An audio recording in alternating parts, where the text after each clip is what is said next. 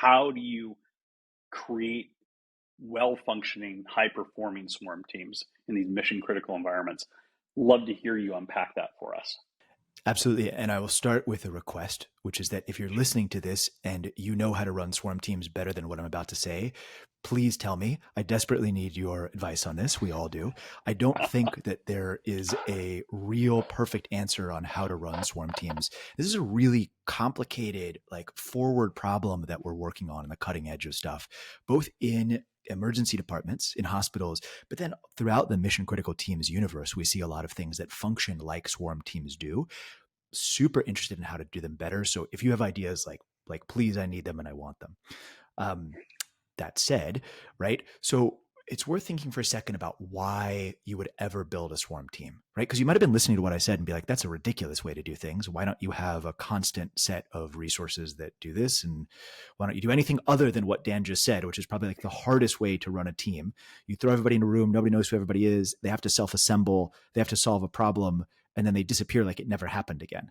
Like that's the opposite of everything that we know about how good teams should be built and function, right? That's just like nobody else does that. So why do we do that? Well, like one thing is that you actually can activate the entire set of resources in the hospital and devote it to a single point in time and space at a zero notice. That's pretty incredible, right? Yeah. Not many other systems have the ability to do that. Right? Can you imagine the entire government putting their entire resources at the point of one single spear? Like after somebody presses one button? Like not really. Like there And are some military things struggles to do like that. So yeah, I can imagine it's not going to happen. Right? Exactly. Now, there are some other models that work sort of like that, right? Like you can think about some of the stuff about, I'm going to mispronounce it, but like the Kanban line, right? Where you pull it and everybody sort of swarms in. And on cord. Yeah. Right. And on cord. Thank you. That's what it is. And jumps into it. We also see this. So we see it when there has to be a fix that happens right away. We see it when you have to coordinate resources directly in a point in time and space. And we also see it when it occurs naturally after a disaster happens or something, right? So if, a car goes off a bridge and goes in a river, right? You get a swarm team from whoever's just around, right? And they have to self-assemble. And one of the recent podcasts I did was with a gentleman who is really big in the search and rescue community. And he was talking about how they go through the social dance of being like, well, do you know how to rescue people? Like, what do you say? How do you decide who the leader is? How do you decide how to follow? There's all that social intricacy that has to happen in like a second like that. Anyway, so there's some strengths and weaknesses to this approach, right? But the question is, how do you run it? If you're going to use one, how do you do it well? Endlessly fascinating. A couple of things that we've come up with, right? First, you have to understand, again, it's about systems, not necessarily about people, right? So the idea of swarming happens before a swarm team happens.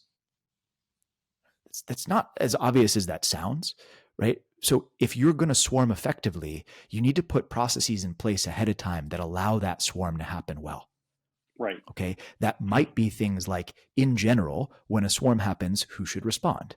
And in general, who should be the first person to be in charge as a default, right? So in some hospitals that you work in, it's the ER doctor who leaves the emergency department, runs up somewhere in the hospital and essentially takes over the command of the room. But there's certain circumstances where they'll run up and actually not need to take over command. Very complicated. But as a default, what should happen in the absence of anything else, right? The second flip side of that is that swarms don't end when the swarm goes away, right? If you want to run a really effective swarm system, you have to have something on the back end that captures the learning from it. Otherwise, your hospital is no better tomorrow than it was today at running one of these swarm teams. And I think this is a huge problem. I am not seeing a lot of teams do this. I think it's an absolutely like empty field where we could be building so much architecture on top of it, right? So when that swarm goes away, after action reviews, each of these people go back to their own universe. They go back to whatever their own tasks are. They have other patients they need to get to, but they often never debrief as a group. And they never feed those lessons back into some internal group that's saying, well, how are swarm teams going in general? Right? It's hard enough at some of the places. This is the problem that you've nailed it, Dan, is this, it's the lack of learning, because this is how the learning happens. And, one of the things that really struck me one of my classmates was a Delta Force commander, and he came and worked with us for a while after he got out of the military. And one of the things I learned from him is that one of the things that is the biggest key that Delta attributes internally to their own success is that after every mission, as soon as you get back to base, you get an index card and you write your name on it and you put it on the table.